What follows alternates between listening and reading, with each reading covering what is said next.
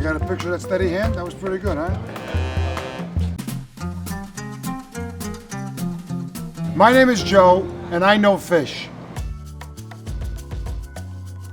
And today we're talking about stone crab claws and other crab products. Because of its perishability, crab products are sold three ways: live, fresh cooked, or frozen cooked. These stone crab claws are from Florida, and it's very interesting how they're caught. It's a crab with two claws, and they rip one claw off and throw the crab back in, and it regenerates the claw after time. I like my stone claws plain, but you could also have them, if you'd like, with some mustard sauce. Mustard, mayonnaise, white wine, lemon, and sea salt make a wonderful mustard sauce.